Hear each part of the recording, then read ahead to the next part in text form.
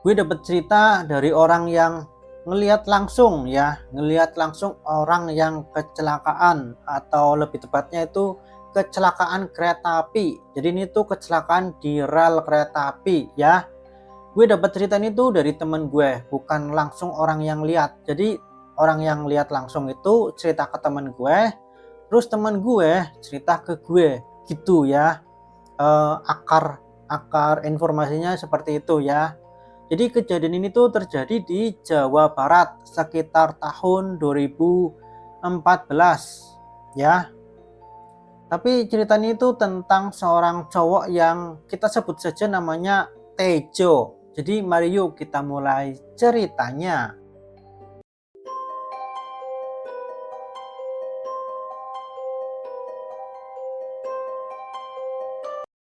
Tejo ini tuh tinggal di dekat rel kereta api. Ya sekitar berapa meter gitulah ya. Intinya dari rumahnya Tejo ini rel kereta apinya udah kelihatan gitu ya. Dan ada satu momen sekitar jam 1 pagi ya, 1 pagi malam cuk, 1 pagi berarti dini hari banget lah ya.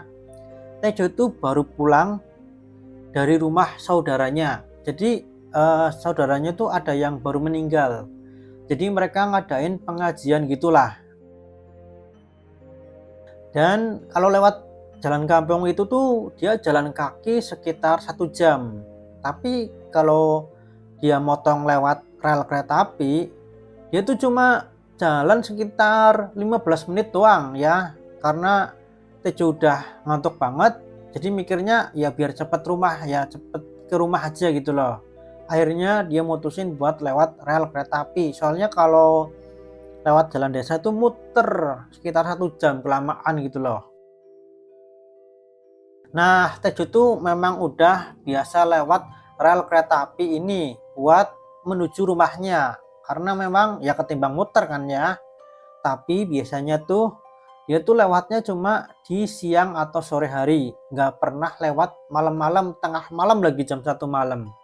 Nah, pas dia jalan di rel kereta api itu, tiba-tiba dia ngeliat ada cewek jongkok gitu ya, rambutnya terurai ke bawah, terus kepalanya nunduk.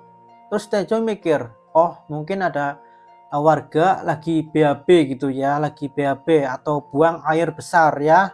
Soalnya di situ tuh masih banyak warga yang nggak punya WC atau jamban sendiri. Terus ya kayak gitu ya, akhirnya Tejo terus jalan, dan pas udah jalan sekitar 5 meter mendeketin itu cewek ya, karena memang harus lewat situ.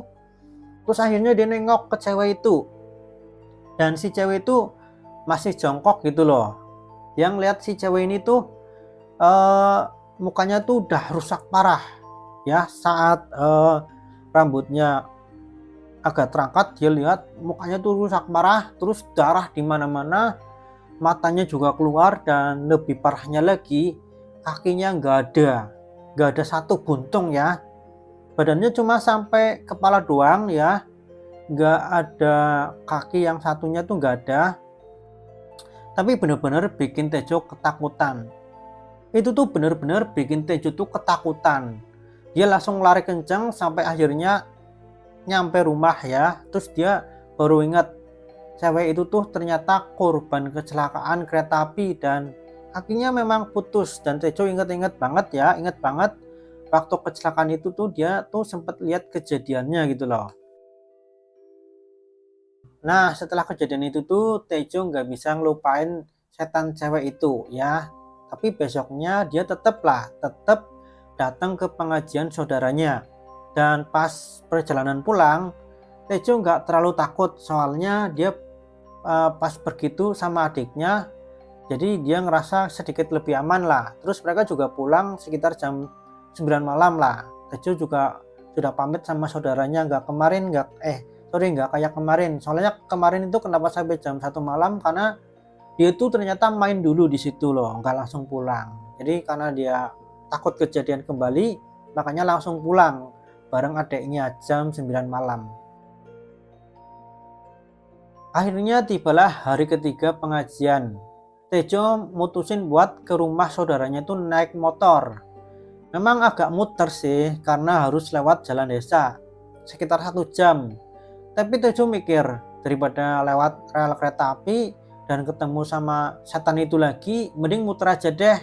Jadi dia naik motor sendirian, ngindarin jalan yang biasa dia lewatin gitulah. Nah, setelah pengajian selesai, Tejo akhirnya pulang naik motor gitu ya. Udah seneng nih mau naik motor nih, mau pulang muter nih. Gak ketemu hantu cewek itu lagi gitu loh. Tapi pas mau pulang tiba-tiba bannya tuh kempes, bocor ban belakangnya tepatnya ya. Dalam hati dia mikir, duh apalagi nih malam ini usial banget gue. 3 hari usial terus. Terus akhirnya ya Tejo pun mutusin balik lagi ke rumah saudaranya karena pas kempes itu ya belum jauh lah, sekitar 20 meteran dari rumah saudaranya. Jadi dia balik ke rumah saudaranya. Terus budenya pun bilang, kenapa balik lagi? Si Tejo pun jawab, ini bude bannya bocor. Dan akhirnya ya bude pun bilang, ya udah tinggalan aja motornya biar nanti ditambalin sama om besok ya. Dan Tejo pun pasrah, akhirnya ya harus dititipin motornya ke bude. Tapi Tejo bilang ke bude, bude tolong anterin pulang ya, alasannya capek. Padahal mah aslinya dia nggak berani bilang kalau dia takut. Bahkan budenya juga udah bilang, nggak coba jalan kaki aja lewat rel kereta kan lebih cepat ya. Tapi ya si Tejo pun ngelak gitu, nggak mau intinya. Terus kayak lihat mukanya juga kayak muka pucet-pucet gitu, akhirnya budenya pun nggak maksa gitu ya. Akhirnya budenya pun bilang, ya udah kalau gitu nanti om yang anterin, tapi harus nunggu sekitar jam 1 karena memang ya omnya itu kebetulan lagi kerja belum pulang, sekitar jam 1 baru pulang lah.